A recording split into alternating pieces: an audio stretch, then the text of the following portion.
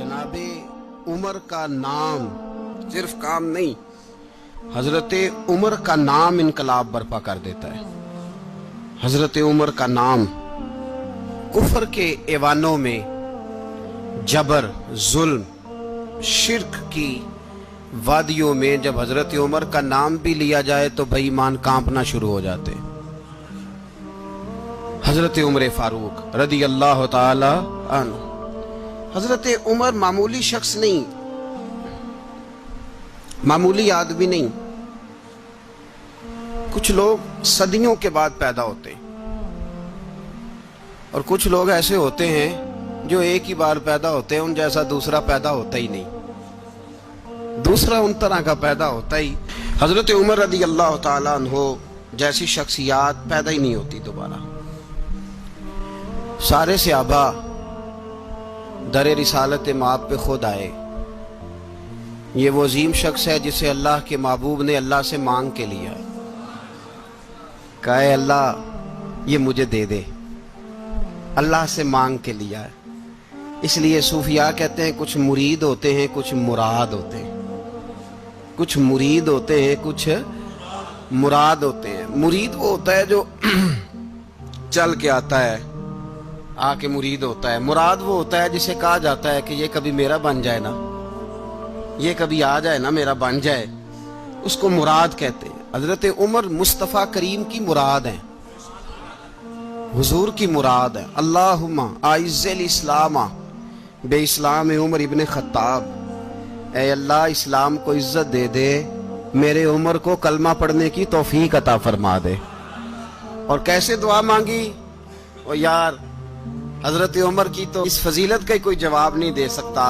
मेरे रसूल पाक अलैहिस्सलाम सबके लिए ही दुआ मांगते हैं ना, हुजूर की दुआ आम है, लेकिन मुस्तफ़ा करीम ने काबे का गुलाफ थाम लिया और गुलाफ काबा को हुजूर ने सीने से लिपटाया और सीने से चिमटा के कहा अल्लाह मैंने तो कभी सवाल ही ज्यादा नहीं किए, मैं करने आया हूं, मुझे उम्र दे दे, उम्र दे दे। हुजूर ने मांग के लिया। और फिर जब जिसको हुजूर मांगे अल्लाह से कि हजरत उमर रदी अल्लाह ताला अन्हु का आज यौम शहादत है, मेरा तो दिल करता था कि फजर से बातें शुरू हों और सारा दिन ही उमर की बातें होती रहे, सारा दिन जनाबे उमर की बातें, सारा दिन। इसलिए कि जिक्र जनाबे उमर का होगा पर राजी अल्लाह के रसूल होंगे सल्लल्लाहु, तो जाग के बैठे, खुश हो के बैठे। हमारे यहाँ मनाया ही नहीं जाता। बाबे अल्लाह कीता साउन भादरों असू कता ते मुंडे जनवरी फरवरी, तो इस्लामी साल भी गया और वो तारीखें भी सारी गई।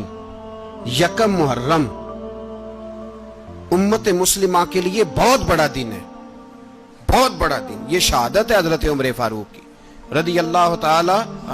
यहाँ छोटी छोटी बातों पे गवर्नमेंट छुट्टी करती फिरती है, छोटी छोटी बातों। इलेक्शन हो गया तो छुट्टी, फलां जगह पे थोड़ा सा किसी ने खबर दे दी कि कोई परेशानी है तो छुट्टी, फलां जगह ये हो गया तो छुट्टी। यहां तक कि फलां वजीर साहब फलां इलाके में आएंगे तो सारे इलाके को छुट्टी। और अब तो इससे बड़ा हाल होने लगा है, अगर जिन लोगों की सिंध में हुकूमत है उनके लीडर का दिन आया तो उस दिन छुट्टी, और जिनकी पंजाब में हुकूमत है उनका दिन आया तो छुट्टी। हमारा मुतालबा है हुकूमत पाकिस्तान से, अगर सर उठा के जीना चाहते हो तो यकम मुहर्रम को छुट्टी किया करो। अगर सर उठा के जीना चाहते हो तो यकम मुहर्रम को छुट्टी करो जनाबे उमर के दिन। और मिल्लत के जवानों को बताओ कि अगर इज्जत की जिंदगी जीना चाहते हो तो उस तरह जियो जिस तरह फारूक आजम जी के गए। इज्जत और वकार की जिंदगी, जमहूरियत हजरत उमर से सीखनी पड़ेगी। हुकूमत करने के तरीके हजरत उमर से, रियाया को सीखना पड़ेगा कि अमीर किस तरह बनाया जाता है और अमीर किस तरह के होते हैं। यहाँ लोग हमें यूरोप की मिसालें देते हैं, लोग यहाँ हमें आकर के अमेरिका की मिसालें, उन्हें क्या पता हुकूमत क्या होती है। वो कहते हैं जी वो साइकिल पे जाता है उनका हुक्मरान। मैंने कहा वो साइकिल पे जाता है? मेरे उमर फारूक मदीने से मक्के गए थे तो पैदल ही हज करने चले गए, पैदल ही। और जनाब उमर फारूक रदी अल्लाह ताला अन्हु ईद की नमाज पढ़ाने गए, ईद की नमाज उमर खुतबा ईद देने गए। और इस जमाने में कौन सा गरीब है जो नंगे पांव जाता हो? کون سا غریب ہے جو مسجد ننگے پاؤں جاتا ہو؟ لوگوں نے تو 3 قسم کی چپلیں رکھی ہوئی ہیں، ایک مسجد جانے کی علیحدہ ہے، گھر پہننے کی علیحدہ ہے، شادی بیاہ پہ جانے کی چپل علیحدہ ہے۔ حضرت عمر فاروق رضی اللہ تعالیٰ عنہ نکلے عید کا خطبہ دینے کے لیے، تو بیوی سے کہنے لگے جوتا، اس نے کہا صاحب اتنی دفعہ ٹوٹا ہے اب گانٹھا نہیں جا سکتا، اتنی دفعہ ٹوٹا ہے کہ اب دوبارہ پیمند نہیں لگ سکتے۔ تو حضرت عمر کہنے لگے چل کوئی حرج نہیں، بغیر جوتے کے ننگے پیر ہی چلتے ہیں، کوئی حرج نہیں۔ تو کہنے لگے لوگ کیا کہیں گے؟ فرمایا چپ کر، لوگ جس دن عمر نے یہ دیکھ لیا نا لوگ اس کے بارے میں کیا کہتے ہیں، اس دن عمر نہیں رہے گا۔ تو کہا پھر آپ کا نظریہ کیا ہے؟ فرمایا میرا نظریہ یہ ہے کہ رب رسول میرے بارے میں کیا کہتے ہیں، لوگوں کا کیا ہے؟ لوگ کل کسی کے بارے میں کچھ کہتے ہیں اور پرسوں کچھ کہتے ہیں، میرا نظریہ یہ ہے کہ رب رسول میرے بارے میں ننگے پیر عمر جا رہے ہیں۔ کون جی؟ میں بڑا ماڑا۔ اچھا جناب، کیا غربت ہے؟ 10 قسم کے جوڑے لٹکے ہوئے ہیں کمرے میں، اور پہننے کی فرصت نہیں، سویرے کیا پہننا ہے، شام کیا پہننا ہے، 15 سوٹ کٹھے استری ہو کے لانڈری والا بھیج رہا ہے، اور تو غریب ہے، تو بہت بڑا غریب ہے۔ اس لیے کہ غربت پیسوں کی وجہ سے نہیں ہوتی، غربت تو دل کی ہوتی ہے۔ تو واقعی بڑا غریب ہے اور تو غریب ہی رہے گا۔ امیر تو عمر فاروق تھے جو ننگے پاؤں چلے گئے عید کی نماز پڑھانے، تو رستے میں جو ملا کہنے لگا عمر جوتا تو پہن لو۔ فرمایا تمہیں عمر کا جوتا نہ پہننے کا نقص تو نظر آیا ہے، کوئی حرج نہیں، اگر عمر کو کبھی بتانا ہوا تو وہ والا نقص بتانا جو عمر کی سیرت میں پیدا ہو، کردار میں پیدا ہو، وہ والا نقص بتانا، یہ چھوڑو جوتے آتے جاتے رہتے۔ ننگے پاؤں گئے، پاؤں دھوئے، نماز پڑھائی، لوٹ آئے۔ او بھائی یہاں تو ہمارا بناؤ سنگار اترنا، جتنی توجہ کپڑوں کی طرف ہے اتنی توجہ کبھی ہماری علم کی طرف ہوتی نا، جتنا ذوق شوق ہمارا بناؤ سنگار کی جانب ہے، اتنا بناؤ سنگار کبھی ہمارا اخلاقیات کی جانب ہوتا تو معاملات بڑی حد تک سنورے ہوئے ہوتے۔ حضرت سیدنا فاروق اعظم رضی اللہ تعالی اپنی زندگی کو ترتیب دیا، ایک دن بھی خلافت نہیں مانگی اللہ سے۔ حضرت عوف بن مالک اشجعی ایک صحابی ہیں، حضرت عوف بن مالک رضی اللہ تعالیٰ عنہ فرماتے ہیں کہ جناب ابو بکر صدیق کا زمانہ تھا تو میں نے خواب دیکھا، میں نے خواب میں جناب عمر کو دیکھا، اور میں نے دیکھا کہ کوئی کہنے والا کہہ رہا ہے کہ عمر وہ ہے کہ اللہ کے رستے میں کوئی اسے جتنا مرضی برا بھلا کہے یہ پرواہ نہیں کرتا۔ کس کے رستے میں؟ بولے سارے۔ اس کا مطلب ہے اللہ کے رستے میں لوگ برا بھلا بھی، قرآن مجید نے کہا وَلَا يَخَافُونَ لَوْمَةَ لَائِمٍ، کچھ لوگ ایسے ہیں جو برا بھلا کہنے والوں کی پرواہ نہیں کرتے۔ آپ یقین کریں اگر پرواہ شروع ہو جائے نا تو دین کا کام ختم ہو جائے، نہ کوئی تقریر کرے، نہ کوئی تدریس کرے، نہ کوئی پیری مریدی کرے، ختم ہو جائے اگر باتوں کی پرواہ ہو۔ لیکن وہ پرواہ، حضرت عوف بن مالک اشجعی کہتے ہیں میں نے خواب میں دیکھا کہ عمر وہ ہے جو کسی کی پرواہ، اور دوسری بات میں نے یہ دیکھی کہ عمر خلیفہ بنے گا، اور تیسری بات میں نے خواب میں یہ دیکھی کہ عمر شہید بھی کیا جائے گا، عمر شہید بھی ہوگا۔ یہ میں نے 3 باتیں خواب میں دیکھی۔ فرماتے ہیں میں نے آ کے خواب حضرت ابو بکر صدیق کو سنائی، وہ خلیفہ تھے، وہ کہنے لگے ٹھہر جا، میں عمر کو بلاتا ہوں، اس کے سامنے دوبارہ سنانا، اس کے سامنے۔ فرماتے ہیں میں نے بلایا حضرت عمر فاروق کو، آ کے بیٹھے، خواب شروع ہوا۔ کہا ایک بات تو میں نے یہ دیکھی کہ آپ ملامت کرنے والے کی پرواہ نہیں کرتے، دوسرا آپ خلیفہ بنے گے۔ جناب عمر کہنے لگے چپ کر، ابو بکر کے سامنے ہی کہہ رہا ہے، چپ کر، خلیفہ کے سامنے ہی کہہ رہا ہے۔ تو حضرت ابو بکر صدیق کہنے لگے عمر اسے کہنے دو، مجھے لگتا ہے رب کی رضا یہی ہے کہ میرے بعد اگر مصطفیٰ کا منبر ملے تو عمر کو ہی ملے، اسے کہنے دو۔ یار یہاں تو لوگ ڈینگے مارتے ہیں، یہاں تو لوگ دعوے کرتے ہیں میرے سامنے فلانے کو بھی بٹھاؤ، فلانے کو بھی بٹھاؤ، اس کو کیا پتا، اس کو کیا پتا، یہ تو بڑکے مارنے کا دور ہے۔ حضرت عمر رضی اللہ تعالیٰ عنہ کو تیسری بات کہی، حضرت عوف بن مالک نے کہا آپ شہید کیے جائیں گے، میں نے خواب دیکھی ہے۔ نیک لوگوں کے خواب بڑی حد تک سچے ہوتے ہیں۔ کہا میں نے خواب دیکھی ہے۔ تو حضرت عمر کہنے لگے شہید تو دلیر لوگ ہوتے ہیں، شہید تو دلیر، جسے سارا زمانہ دلیر کہہ رہا ہے وہ اپنے بارے میں کیا کہہ رہا ہے؟ کہتے ہیں شہید تو پتلے، میں تو کاہل سا آدمی ہوں، سست آدمی ہوں، میں تو اتنا کام ہی نہیں کرتا، تو یہ خواب تو نے جو دیکھا ہے نا پھر سے دیکھنا۔ تو ابو بکر صدیق فرمانے لگے عاجزی نہ کر، انکساری نہ کر، تو جو کہہ رہا ہے ٹھیک کہہ رہا ہے، لیکن مجھے سن کے شکر بھی ہوا ہے اور افسوس بھی ہوا ہے۔ افسوس اس بات کا کہ تیرے جیسا بطل عظیم چلا جائے گا، اور شکر اس بات کا کہ رب تجھے زندگی بھی اعزاز والی دے گا، اور شہادت کی موت دے کے اللہ تجھے موت بھی عزت والی عطا فرمائے گا۔ اللہ موت بھی تجھے عزت والی دے گا، تجھے کاہلوں جیسی موت اللہ۔ حضرت فاروق اعظم رضی اللہ، او بھائی یہاں تو اس زمانے کا سب سے بڑا مسئلہ پروٹوکول ہے۔ لوگوں پتہ ہوتا ہے کامل پیر ہے، کامل مرشد ہے، لوگ نہیں جاتے۔ میں کسی کا مرید ہو جاؤں، میرا پروٹوکول کدھر گیا؟ پتہ ہوتا ہے یہ کامل استاد ہے، میں اس کے پاس بیٹھوں گا تو میری تربیت کرے گا، لیکن لوگ شاگرد نہیں بنتے۔ میں کدھر گئی؟ یہ پروٹوکول کی مصیبت ہے نا، اس نے بڑے بڑے لوگ زیرو کر دیے، بڑے بڑے لوگ۔ اور یہ مت سمجھے کہ آپ کا وزیر اعظم پروٹوکول لیتا ہے یا آپ کا صدر پروٹوکول، وزراء، ایسی کوئی بات نہیں۔ ہم چھوٹے طبقے سے لے کر بڑے سارے پروٹوکول کے قائل ہیں۔ ہمارا تو داماد بھی کہتا ہے کہ مجھے پوچھا نہیں میں تمہارے گھر کیوں آؤں۔ ہمارا تو بھائی ہر شخص اعلان کرتا ہے پروٹوکول کا، فلانے نے عزت نہیں دی تو واپس آ جاؤ، فلانے نے سلوٹ نہیں کیا تو واپس آ جاؤ۔ لوگ جہاں سلوٹ کرنا چاہیے وہاں بھی سلوٹ کرانے کے قائل ہیں۔ پر حضرت عمر رضی اللہ تعالی، حضرت عمر کی سادگی اور پھر جناب عمر کی عاجزی، جب انسان اپنے اوپر سوار کر لیتا ہے نا، سوار کر لیتا ہے، میں بدکار پرانا خادم، کسے در ملی نٹ ہوئی، تے واصف یار نے نظر جو کی تھی تے واصف ہی ہو۔ میں اکثر سوچتا ہوں حضور نے جہاں بھی کہا نا، فرمایا میرے بعد نبی ہوتے تو خطاب کے بیٹے عمر ہوتے۔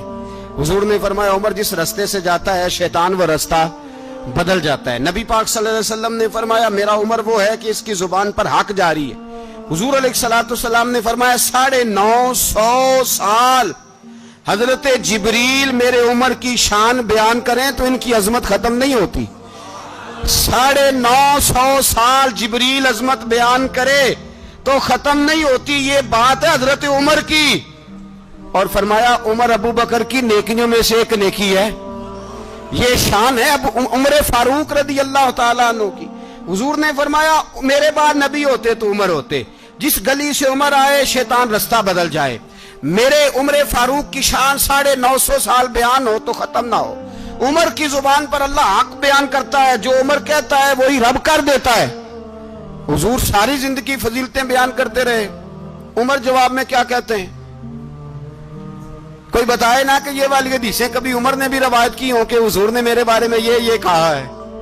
یہ روایتیں وہ روایت نہیں کرتے، ان سے جب لوگ کہتے عمر تیری بڑی بات ہے تو عمر رو پڑتے، کہتے میں تو اونٹ چرانے والے باپ کا بیٹا ہوں، میں تو اونٹ چرانے والے باپ کا بیٹا، اونٹ چرا۔ اس سے آگے عمر گئے ہی نہیں ساری زندگی، اس سے آگے لفظ ہی نہیں ادا کی۔ اور میں تو بھائی اونٹ چرانے والا، میرا باپ تو اونٹ چرایا کرتا تھا، 10 اونٹ تھے، میری ڈیوٹی ہوتی تھی، سنبھالے نہیں جاتے تھے، ابا ڈنڈوں سے مارتا تھا۔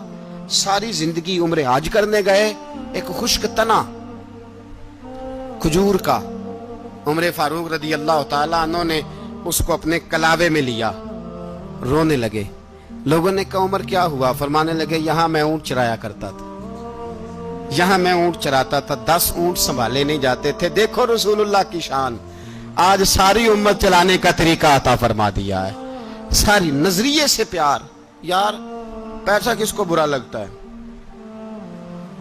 آپ جس آدمی کی 50 کروڑ کی پراپرٹی ہے اس کو پوچھیں سب سے غریب، آپ کو وہی نظر آئے گا، وہ کہے گا میں ٹائٹ ہوں۔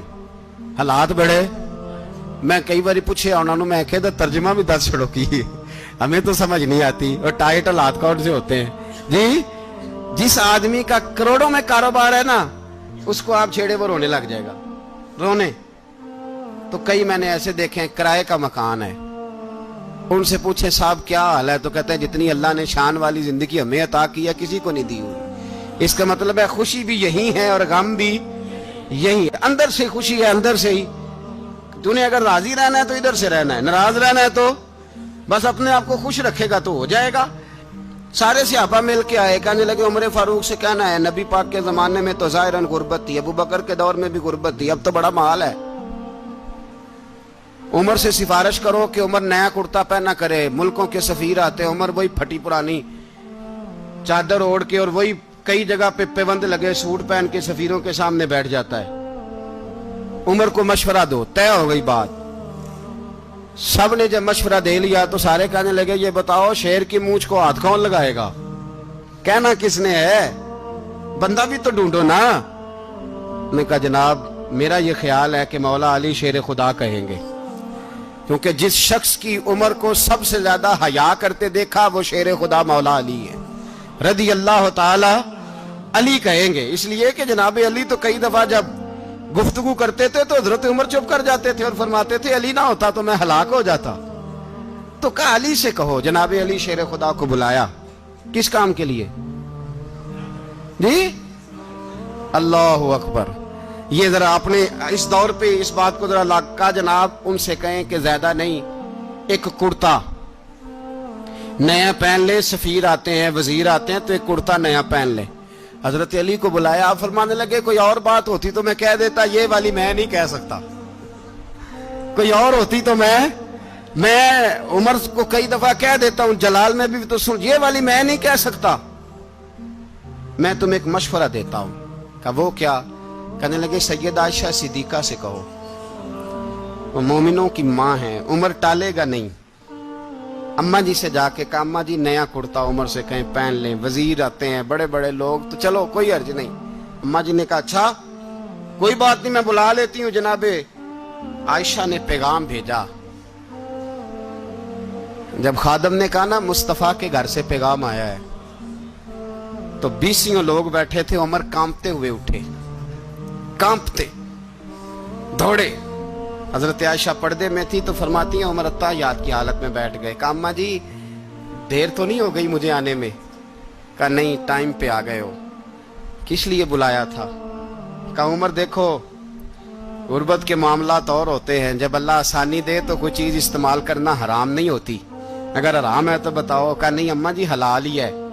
تو فرمایا پھر اتنے سفیر آتے ہیں مشیر آتے ہیں، اب تو مال غنیمت بڑا آتا ہے، ڈھیر لگ جاتے ہیں مسجد میں، تو چل ایک نیا کرتا تم بھی پہن لیا کرو، اور آپ نیا کرتا پہنو گے تو دھاک بیٹھے گی غیروں پر۔ تو صحابہ کا مشورہ ہے کہ آپ نیا لباس پہنے۔ اماں جی کہتی ہے میں نے حکم دیا تو عمر چپ کر گئے، گردن جھک گئی۔ تھوڑی دیر کے بعد سیدنا عمر فاروق نے سر اٹھایا تو داڑھی پہ آنسو گر رہے تھے، رو پڑے، کہنے لگے پاک محبوب کی پاک بیوی جیسے حکم کرتی ہو میں حاضر ہوں، پر مجھے وہ والا لباس پہنانا جو میرے مصطفیٰ نے پسند فرمایا ہے، اگر یہ رنگ رسول پاک کا ہے تو میں حاضر ہوں، اور اگر نبی پاک کا نہیں تو پھر جیسے آپ حکم کریں۔ جناب عائشہ کہتے ہیں عمر روئے تو میں زیادہ روئی، میرا پلو بھیگ گیا آنسوؤں سے۔ میں نے کہا عمر آپ جائیے۔ عمر یوں نکلے تو جو صحابہ کھڑے تھے وہ کونے میں تھے، سارے آ گئے۔ کہا اماں جی کیا بناؤ؟ فرمایا بھائی تم سب جو باتیں کہتے ہو وہ اپنی جگہ ٹھیک ہیں، پر عمر جو بات کرتا ہے وہ سب سے زیادہ ٹھیک ہے۔ عمر جس پہلو پر بات کرتا ہے وہ یار ایسی عاجزی، ایسا رنگ، ایسا انداز، ایسا طرز حیات، ایسی زندگی۔ اولاد کے معاملے میں لوگ بزدل ہو جاتے ہیں، بزدل، پر حضرت عمر کا بیٹا مصر گیا، وہاں سے کمائی کر کے لایا، تجارت کرنے گیا، لاکھوں کا مال۔ کون سا باپ ہے دنیا میں جس کا بیٹا باہر سے پیسے لے کے آئے تو ابا تفصیل پوچھے کہ بیٹا کہاں سے کمائے، کہاں سے لایا، کتنے ملے، کیوں آئے؟ کون سا باپ تفصیل پوچھتا ہے؟ ابا تو کہتا ہے لا صحیح، اور تعریفیں کرتا ہے میرا بیٹا بڑی کمائی کرتا ہے۔ کبھی پوچھا ہے اس سے کہ ڈیوٹی صحیح دیتا ہے کہ نہیں؟ کبھی پوچھا ہے کہ تو ایمانداری کی روزی لاتا ہے کہ حرام کی کماتا ہے؟ یہ باپ کی ذمہ داری ہے، یہ اماں کی ذمہ داری ہے۔ پھر کہتا ہے بیماری کیسے آ گئی، پریشانی کیسے آ گئی؟ تو نے کبھی سوال کیا اپنی اولاد سے؟ حضرت عمر فاروق رضی اللہ تعالیٰ عنہ کا بیٹا مصر سے پیسے کما کے لایا تو جناب عمر نے بلایا، فرمایا بیٹے اتنی تو تیرے پاس راس ہی نہیں تھی، تھوڑے سے تو پیسے لے کے گیا تھا، اتنی کمائی کیسے ہو گئی؟ اتنے تو پیسے نہیں تھے صاحب، کہاں سے کمائی لائے؟ اس نے کہا ابا جی وہ جو میرے چچا ہے نا مصر کے گورنر، آپ کے دوست، انہوں نے میری مدد کی ہے. فرمایا جتنے لوگ گئے تھے سب کی ہے مدد اس نے؟ کہا نہیں صرف میری کی. فرمایا تیری کیوں کی؟ تیری کیوں کی؟ کہا حضور آپ کے دوست ہیں. فرمایا چپ کر حضور انہوں نے مجھے اتنے پیسے دیے, میں نے کاروبار میں ڈالے تو نفع آیا تو میں ان کی رقم دے کے. فرمایا خاموش ہو جا, باقی جتنے لوگ گئے تھے سب کی مدد کی اس نے؟ کہا نہیں حضور صرف میری کی. فرمایا اس نے تیری مدد نہیں کی, اس نے خلیفہ کے بیٹے کی مدد کی, اس لیے کہ وہ خلیفہ کو اپنے حق میں نرم کر سکے. فرمایا آدھا مال تیرا ہے, آدھا مال غنیمت کا ہے, مال خزانہ کا ہے, مسلمانوں کا ہے, اس لیے کہ تو جو وہاں سے مال کما کے لایا ہے وہ اپنے باپ کے خلیفہ ہونے کی وجہ سے کما کے لایا ہے, لہذا رکھ ادھر. یہاں کہتے ہیں کدھر سے آیا, کیسے آیا, کون سا حساب دیں, کیا کریں؟ او بھائی حضرت عمر رضی اللہ تعالیٰ عنہ کا اپنی اولاد کے بارے میں یہ رنگ ہے.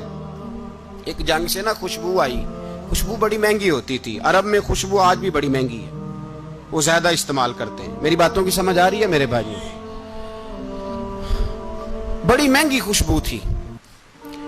جب وہ خوشبو آئی تو حضرت عمر نے کہا, گھر میں پہلے پہنچی حضرت عمر کے, چونکہ زیادہ عورتیں استعمال کرتی تھی گھر کے اندر خوشبو, مرد بھی لگاتے تھے. حضرت عمر نے اپنی بیوی سے کہا, آپ کی زوجہ تو تھی وہ بڑی خوشبو کو پسند کرتی تھی. حضرت عمر نے اپنی زوجہ سے کہا کہ خوشبو لاؤ, میں نے ایک عورت کی ڈیوٹی لگائی ہے, وہ خوشبو تول کے نا تو حصہ برابر صحابہ میں بانٹ دے گی. تو آپ کی زوجہ کہنے لگی کسی بی بی کی ڈیوٹی لگانے کی کیا ضرورت تھی, میں جو موجود تھی میں بانٹ دیتی ہوں تول کے حصہ برابر. آپ نے فرمایا نہیں تو رہنے دے, وہ فلانی بی بی بانٹے گی. کہا حضور میں نے بھی بانٹنی ہے, میرے پہ کچھ حق ہے؟ آپ نے فرمایا نہیں تو تفصیل نہ پوچھ, تو خوشبو دے دے, کوئی اور بانٹے گی. خاتون خانہ تھی نا, کہنے لگی نہیں مجھے بھی آج آپ کو بتانا ہی پڑے گا کہ کوئی جو بانٹ سکتی ہے تو میں کیوں نہیں بانٹ سکتی. زوجہ کہتی عمر نے بات کی تو میری چیخیں نکل گئی. حضرت عمر فرمانے لگے جب تو خوشبو بانٹے گی نا تیرے ہاتھوں کو بھی لگے گی, تیرے دوپٹوں کو بھی لگ جائے گی. اگر رب کریم نے مجھ سے سوال پوچھا کہ عمر خوشبو تو مسلمانوں کی تھی, تیری بیوی کے دوپٹے کو کیوں لگ گئی, تو میں اللہ کے حضور کیا جواب دوں گا؟ اگر اللہ نے یہ سوال کیا کہ تیری بیوی نے کیوں لگائی, وہ تو حصہ تھا مسلمانوں کا, تو تو نے تیری بیوی نے کیوں لگائی؟ تو فرمایا میں نہیں چاہتا کہ اللہ کے حضور مجھے اور تجھے باز پرس ہو, لہذا کسی اور کو بانٹنے دے. زوجہ روئی اور تڑپ کے کہنے لگی عمر مجھے لگتا ہے صبح قیامت بھی تیری بیوی ہونے کی وجہ سے اللہ مجھے جنت عطا فرما دے گا, تیری زوجہ ہونے کی برکت سے. بھائی یہ معیار رکھا, خدا کی قسم ایسا شخص تاریخ میں دوبارہ نہیں آیا. اتنا بڑا آدمی, اتنا بڑا شخص, اتنا بڑا آدمی, اور پھر رنگ یہ ہے کہ عمر 22 لاکھ مربع میل کا حکمران, 22 لاکھ, اور کھجور کے درخت کے نیچے مٹی کا ڈھیلا لے کے سو گئے ہیں, پرواہ کوئی نہیں, کوئی مسئلہ ہی نہیں. 2 غلام ساتھ بیٹھے تو ایک روٹی حضرت عمر نے گھر سے منگوائی, تھوڑا سا سرکہ, تو غلام کہنے لگے ہم نے بھی کھانی ہے. فرمایا کوئی حرج نہیں, روٹی کو پیٹ بھر کے کھانا ضروری تو نہیں, 3 حصوں میں بانٹ لیتے ہیں. ایک آدمی آیا ہوا تھا مصر کا رہنے والا ملنے کے لیے, اس نے پوچھا عمر کدھر ہیں, تو کہا وہ ادھر جاؤ مسجد میں بیٹھے ہوں گے. اور واپس آیا تو کہنے لگا وہاں تو 3 غلام بیٹھے ہیں, ایک روٹی بانٹ کے کھا رہے ہیں, لگتا ہے کئی دنوں سے روٹی نہیں ملی. کہا 3 غلام تو کوئی نہیں, وہاں 2 ہی تھے, تیسرے تو امیر المومنین تھے. اس نے کہا نہیں 3 غلام ہیں, کپڑے بھی ایک طرح کے پہنے ہوئے, بلکہ 2 کے تو پھر صحیح ہیں, تیسرے کے تو زیادہ ماڑے ہیں. کپڑے بھی ایک طرح کے, کھانا پینا بھی ایک طرح کا, اور ان کا نشست برخاست بھی ایک طرح کی ہے, لہذا کوئی فرق نہیں. حضرت ابو ہریرہ کہتے ہیں میں لے کے آیا, اور جناب عمر کو جب میں نے کچی زمین میں تامت سمیٹ بیٹھے دیکھا تو میں رو پڑا. میں نے اس مصر سے آنے والے کو کہا تو اس کے جلوے دیکھ, اگر اس کی ذات میں اتنا حسن ہے تو محمد عربی کا مقام کیا ہوگا. یہ مقام غور ہے, مقام غور. 10 محرم کو لوگ دیگے پکائیں گے نا, نہیں پکانی ہے, کوئی بول دے نہیں, ہاں نہ نہیں کر دے, پروگرام بدلیا تو نہیں دی عید کی کہ وہ کام شروع ہویا ہے لات ٹائٹ ہونے والا. کیوں جی پکنی ہے نا دیکھیں 10 محرم کو انشاءاللہ تعالی, ہم بھی پکائیں گے انشاءاللہ, یہاں بھی پروگرام ہوگا. تو 10 محرم کو جو دیگ پکنی ہے تو ایسا نہیں ہو سکتا کہ 1 محرم کو حضرت عمر کے نام کی بھی کوئی پک جائے. اگر امام حسن حسین کے نام کی دیگیں پکے تو جو امام حسن حسین سے پیار کرنے والے ہیں، جو امام حسن حسین سے، ہم لوگوں نے بھی عجیب رٹا اپنایا ہے نا. ہم لوگ بات کا ایک پہلو دیکھتے ہیں، دوسرا نہیں دیکھتے. حضرت امام حسن اور حسین کو بھی نبی پاک نے شہید کہا، اور جناب عمر کو بھی رسول اللہ نے خود شہید فرمایا. فرمایا شہید ہے، خود فرمایا اپنی زبان سے کہ یہ شہید ہے، خود میرا عمر شہید ہے. تو ان کے نام کی دیگ نہیں پکنی چاہیے، اس طرف نہیں ہماری توجہ ہونی چاہیے. اور اہل بیت نبوت، یہ بات میں پہلے بھی کرتا ہوں، آج پھر کرنا ضروری سمجھتا ہوں. اہل بیت کا پیار، سن لو کان کھول کے، اہل بیت کا پیار اگر ہمیں کسی نے سکھایا ہے تو سیدنا عمر فاروق نے سکھایا ہے. اہل بیت نبوت کی محبت اگر کسی نے سکھائی ہے تو کس نے سکھائی ہے؟ بول کے بتائیے. حضرت عمر نے. اہل بیت کا پیار ہمیں حضرت عمر نے بول کر کے سکھایا ہے. بھائی یاد رکھیں، کسی کی طاقت نہیں تھی دم مارنے کی حضرت عمر کے سامنے، طاقت ہی نہیں تھی. کیسر و کسرا کانپ جاتے تھے، جرأت ہی نہیں کرتے تھے حضرت. اور ہمارے تو تعلقات بڑے ہیں نا غیروں سے. حضرت ابو موسیٰ اشعری رضی اللہ تعالیٰ عنہ فرماتے ہیں میرا منشی سائی تھا، وہ کاتب کہتے تھے وہ لوگ، میرا حساب کتاب عیسائی تھا. تو فرماتے ہیں ایک دن میں نے وہ سارا حساب کتاب لین دین کے حضرت عمر کو دکھائے تو فرمانے لگے جس نے لکھے ہیں اس کو بلاؤ. کہنے لگے حضور مسجد نہیں آ سکتا. کیوں نہیں آ سکتا؟ کہنے لگے وہ عیسائی ہے. کہتے ہیں حضرت عمر جلال میں آ گئے. آپ فرمانے لگے جنہیں رب دور کرتا ہے تم کیوں قریب کرتے ہو؟ جنہیں اللہ دور کرتا ہے. فرمایا تم غیروں کو اگر عہدے دو گے تو اپنوں کا کیا بنے گا؟ اگر تم غیروں کو عہدے دو گے تو اپنوں کا. یہ سوچ ہے جو آج برما کے مسلمانوں کے لیے بھی ضروری ہے. کہا اگر تم غیروں کو عہدے دو گے تو اپنوں کا. ہم نے غیروں کو عہدے دیے تو دیکھا نا اپنے کس طرح کاٹے جا رہے ہیں. غیروں کو جو عہدے دے دیے جرانے سارے غیروں سے. روز دعویٰ ہوتا ہے چین ہمارا سجن ہے، چین ہمارا دوست ہے. او بھائی دوست ہے تو اس سے کہو نا کہ برما تو تمہاری ایک چھوٹی سی ریاست ہے، چین کے بغیر تو وہ سانس بھی نہیں لے سکتا. اس کو کہو نا اس حکومت پہ دباؤ ڈالے. لیکن ہم لوگوں نے غیروں کو عہدے دیے تو اپنے پس گئے. حضرت عمر کہتے تھے ذمی کا ہم ادب کریں گے، ذمی کافر کا ہم، ایسا کافر جو مسلمان ریاست کو قبول کرے، بدامنی نہ پھیلائے. ایک آدمی کو آپ نے دیکھا آنکھوں سے نابینا ہے اور بھیک مانگ رہا ہے. تو حضرت عمر کو نظر آ گیا. فرمایا کون ہو؟ اس نے کہا میں یہودی ہوں. فرمایا بھیک کیوں مانگتے ہو؟ کہا جب تک تندرست تھا مسلمانوں کو جزیہ دیتا تھا، بوڑھا ہو گیا ہوں کیا کروں. حضرت عمر نے گھوڑے کی پشت پہ بٹھایا، کافر کو گھوڑے کی پشت پہ بٹھایا اور بٹھا کے مدینے لائے. حضرت علی شیر خدا وزیر خزانہ تھے. فرمایا علی اس کا وظیفہ جاری کرو. کہا یہ کون ہے؟ فرمایا یہ یہودی ہے لیکن یہ ہمیں جزیہ دیتا رہا، بوڑھا ہو گیا بیچارہ، بھیک مانگنے پہ مجبور ہے، ہماری حکومت کے اندر رہتا ہے، اس کا پورا وظیفہ جتنا خرچہ اتنا وظیفہ لگاؤ. حضرت علی کہتے ہیں میں وظیفہ لگا رہا تھا اور وہ میرے نبی کا کلمہ پڑھ رہا تھا، وہ رسول اللہ کا کلمہ پڑھ رہا تھا. یہ مزاج، یہ نہیں کہ کافر. حضرت عمر نے گورنروں کو خط لکھے تھے کہ زبردستی کسی کو مسلمان نہیں کرنا، جہاں ان کی عبادت گاہیں بنی ہو گرانی نہیں، کوئی مندر کوئی گرجا ضائع نہیں کرنا. اسلام سب کو جینے کا موقع دیتا ہے، پر بے ایمانو ظالموں بدذاتوں تمہیں یہ کہتا ہے کہ ہم تمہیں جینے کا موقع دیتے، تم بھی مسلمانوں کو جینے کا موقع دو.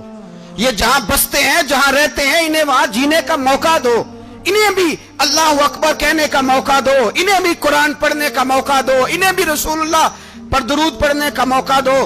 ہمارے ملک میں عیسائی اپنی مرضی سے کھلے عام تبلیغ کرتے ہیں. یہاں تو چینل چلائے ہیں عیسائیوں نے.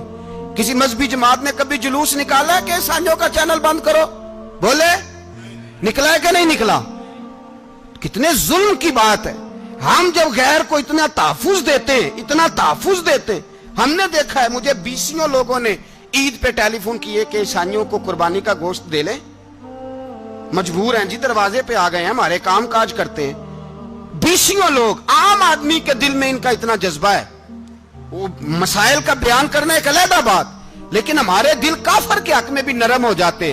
تم کس قدر زیادہ بے ایمان ہو اور کفر کس قدر زیادہ ذلیل ہو گیا ہے کہ مسلمان کے حق میں نرم ہوتا ہی نہیں. اور اس سے بڑے ذلیل وہ ہیں جو ان ذلیلوں کے سپورٹر ہیں. وہ کسی عرب ملک کے حکمران ہو یا کسی اور جگہ کے، وہ بڑے ذلیل ہیں جو ان ذلیلوں کے سپورٹر ہیں، جو برما کی بچیوں کے قتل پر اپنی حکومتیں چمکا رہے ہیں. ने शर्म नहीं आती, इस कदर मुसलमान तड़पा है, लेकिन उन बेगैरतों को जरा होश नहीं आई। और ये उनके कमाश, उनके दलाल जो हर जगह उनकी सपोर्ट करके अपनी हुकूमतें कायम करते हैं, बेईमानों को पता नहीं कि कब इन पर अल्लाह का अजाब उतरेगा और किस तरह इनके परखशे उड़ेंगे। तुम्हें अपनी जिल्लत और रुसवाई नजर नहीं आ रही कि जमीन किस तरह तुम्हारे लिए तंग हो गई है? इससे ज्यादा और तुम्हारी रुसवाई क्या होगी? डरो अल्लाह से, और ये तो दुनिया का अजाब है। इन्न बत्श रब्बिक लशदीद, मेरा रब कहता है कयामत तो कायम होने दे। जितना सख्त तेरे रब की पकड़ है, इतनी किसी दूसरे की हो सकती, याद रखें। और थोड़ा एहतियात करें हम सब लोग भी, जो हम लोग आधी जुबान बोल के भी इनकी सपोर्ट करते। अब शर्म आनी चाहिए हमें इन हुकूमतों की सपोर्ट करते जो मुसलमानों की लाशों के ऊपर हुकूमतें कायम करते हैं, शर्म आनी चाहिए। बहरहाल बात दूर निकल जाएगी और मैं अपने मजमून पे रहता हूं। अहले बैत का प्यार अगर सिखाया है तो जनाब उमर ने सिखाया है, रदी अल्लाह ताला अन्हो। इमाम हसन मिलने, आप यकीन करें, मैं जब इस वाकया को पढ़ता हूं तो मेरा दिल झूम जाता है। मैं कहता हूं यार, डाडा होना अपनी जगह पे, इश्क होना अपनी जगह पे, इंसान का बावकार होना अपनी जगह। जहां खड़े होना था वहां ये खड़े होते थे, और जहां झुकना था वहां ये इन लोगों में, इकबाल ने कहा था, तेरी निगाह नाज से दोनों मुराद पा गए। अकले गियाबो जुस्तजू इश्के हुजूरो इस तरह, जहां अगर आया है सामने कैसरो किसरा तो उमर जैसा दलेर कोई नहीं। अगर सामने आया ईरान का बादशाह तो उमर जैसा तगड़ा कोई नहीं। अगर आया है सामने गुस्सान का बादशाह तो उमर जैसा आदिल कोई नहीं। लेकिन अगर अली का बेटा आया है, अगर फातिमा के लाल पारे आए हैं, तो फिर फारूक आजम से जैसा मुहिब कोई नहीं, फिर उनसे जैसा प्यार करने वाला कोई नहीं। अंदर बैठे हैं जनाब उमर, अंदर तन्हाई में कुछ वजीरों से गुफ्तगू हो रही है, मीटिंगें जारी हैं। आपके बेटे मिलने आए जनाबे अब्दुल्ला इब्ने उमर, अब्बा जी मिलने आए। बात ठहरो, बात कर रहा हूं, कोई ना अंदर आए। साहबजादा बाहर खड़ा है। थोड़ी देर गुजरी तो इमाम हसन भी आ गए। कौन आए? आपको अजब मिलेगा इमाम साहब का नाम लेने से, वो सरदार हैं जन्नतियों। कौन आए? सारे बोलिए, इमाम हसन, तेरी नस्ल पाक में है बच्चा बच्चा नूर का, तू है ने नूर तेरा सब घराना। इमाम हसन आए तो हजरत अब्दुल्ला इब्ने उमर को दरवाजे पे खड़े देखा। कहा अमीरुल मोमिनीन कहाँ हैं? कहने लगे हजरत उमर के बेटे। कहने लगे वो अंदर बैठे, कुछ मीटिंग हो रही है, और उन्होंने कहा कोई अंदर ना आए, लेकिन आप जाना चाहें तो चले जाएं। आप जाना चाहें तो, तेरी नस्ल पाक में है बच्चा बच्चा नूर, आप जाना चाहें तो चले जाएं। तो उन्होंने कहा जब आप बाहर खड़े हैं तो मुझे कोई इतना जरूरी काम नहीं, और अभी जोर की नमाज थोड़ी देर में होगी, मैं मस्जिद में मिल लूंगा अमीरुल मोमिनीन से। ये बात कह के इमाम हसन चले गए। यार इतनी बड़ी बात नहीं थी, इतनी बड़ी बात नहीं थी। वो मेरे उस्तादों का बेटा भी आए तो कहा ठीक है जी, वो सोए हुए हैं, तो कोई गर्ज नहीं यार, मैं ठहर के आ जाऊंगा। कोई बड़ी बात नहीं थी, देखा जाए तो बड़ी बात नहीं थी, पर बात बहुत बड़ी थी, इसलिए कि ये खाली हसन नहीं, ये हसन इब्ने अली है, ये हजरत फातिमा के लख्ते जिगर। हजरत उमर बाहर निकले, अब्दुल्ला इब्ने उमर से पूछा कोई आया तो नहीं? तो कहा हुजूर इमाम हसन आए थे। तो कहा फिर शहजादे को अंदर क्यों नहीं भेजा? कहा मैंने कहा था। वो कहने लगे अगर अमीरुल मोमिनीन मसरूफ हैं तो मैं जोहर में मिल लूंगा। हजरत उमर रोने लगे। फरमाया बेटे तूने अच्छा नहीं किया। फिर मस्जिद नहीं गए, सीधे इमाम हसन के दरवाजे दस्तक दी। इमाम हसन बाहर आए। कहा शहजादे आए थे तो मिले क्यों नहीं? तो इमाम हसन कहने लगे हुजूर आपका अपना बेटा दरवाजे पे खड़ा था, आपका अपना बेटा दरवाजे पे खड़ा था, और मना भी किया था आपने, तो मैं जोर में मिल लेता। हजरत इमाम हसन फरमाते जोशे जज्बात में जनाबे उमर ने सर से पगड़ी उतार दी, जोशे जज्बात में। कहने लगे हसन मेरे बेटे का और आपका क्या मुकाबला? क्या उसकी मां का नाम फातिमा ज़हरा है? क्या उसकी नानी का नाम खतीजतुल कुबरा है? क्या उसके नाने का नाम मोहम्मद मुस्तफा है? आपका और उसका क्या मुकाबला? फिर रो पड़े और कहने लगे बेटे मैं मक्के के सहराओं में ऊंट चराया करता था, ये जो मेरे सर पर इज्जत के बाल हैं ये तेरे नाने के उगाए हुए, मैं मक्के के खबरदार शहजादे खबरदार। ओ भाई अहले बैते नबुव्वत के अदब का रंग अगर सिखाया है तो सैयदना उमर ने सिखाया है। हजरत उमर फारूक अथॉरिटी है, इस्लाम की अथॉरिटी। यकम मुहर्रम हजरत उमर की शहादत है। यहूदी बोल उठा, काफिर बोल उठा, अगर 6 महीने उमर दुनिया में और रहते तो दुनिया में कोई काफिर मौजूद न होता। 6 महीने। और जब इस बतले जलील का जनाजा उठा, अल्लाह, बुखारी पढ़िए ना, अल्लाह मरजुकना शहादतन फी सबीलिक, अल्लाह बिस्तरे की मौत ना देना, शहादत की देना। उमर शहीद हुए, मस्जिद नबी में नमाज पढ़ाते, और जब जनाजा उठा तो मदीने का फिर पीछे जो दलेर बचे वो मौला अली थे। मौला अली, जनाब उमर का जनाजा उठा तो सबसे पहली हाय जो निकली वो हजरत अली की जुबान से निकली, और हजरत अली सारी दाढ़ी आंसुओं से भर गई। लोगों ने कहा कि अली क्या हुआ? फरमाने लगे तुम देख नहीं रहे जनाजा किसका उठा है, पलट के देखो तो सही, तुम पता नहीं है कौन गया है। कहा हुजूर क्या हुआ? आप फरमाने लगे उमर इस तरह के काम करके गया है, अब इनके रस्तों पे कौन चलेगा, कौन इसके जिगर राहे वफा में। मैं नक्श ऐसे छोड़ आया हूँ, मैं जिस मंजिल से गुजरा हूँ वो अब तक याद करती है। हजरत अली हजरत उमर के जनाजे पे खड़े होकर कहते हैं अल्लाह मुझे उस तरह के अमल करने की तौफीक दे जिस तरह की उमर करके गया। मेरे भाई, बतले अजीज, बतले हुर्रियत हजरत उमर रदी अल्लाह ताला अन्हो, जो अपनी जिंदगी इनकलाब वाली गुजार के गए। उमर जब दुनिया से गए तो 80 दिनार का कर्जा था। 22 लाख मुरब्बा मील का हुक्मरान। और अपने बेटे से कहने लगे बेटे कोशिश करना तेरे खानदान वाले मिलके मेरा कर्जा उतार दे, मेरी कब्र पे बोझ ना रहे, और अगर खानदान वाले मदद न करें तो मेरे दोस्तों से बात करना, वो मदद न करें तो फिर अली से बात करना। इनका प्यार आपस में इतना, और तू इख्तलाफ साबित कर रहा। 80 दिनार का कर्जा छोड़कर हजरत उमर दुनिया से गए और जाती दफा कह गए मेरे बाद मेरे बच्चों को हुकूमत के मशवरे में भी शामिल ना करना, हुकूमत के मशवरे में भी मेरी औलाद शामिल ना हो। इतना बड़ा शख्स इतना बड़ा रंग दे के यकम मुहर्रम को जब उम्र फारूक का विसाल हुआ तो बेटे से कहने लगे अम्मा आयशा से जाके कहो मेरा भी नबी पाक के रोजे में दफन होने को दिल करता है। एक कब्र की जगह है अम्मा जी ने अपने लिए रखी है, बुखारी है बुखारी। हजरत आयशा के पास साहबजादे गए, कहने लगे अम्मा जी उमर को जख्म लग गया है, हालत बड़ी परेशानी वाली है। वो कहते हैं अगर अम्मा इजाजत दे। सैयद आयशा रो पड़ी, फरमाने लगी कि वो अपनी कब्र की जगह तो नहीं ना किसी को देता, पर उमर ने कमाल ही बड़ा किया। उसे कहो जाओ गुंबद खजरा में कयामत तक जो मुस्तफा पे और अबू बकर पे सलाम पड़ेगा वो तुझ पे भी सलाम पढ़ के जाएगा, जाओ मैंने जगह दी।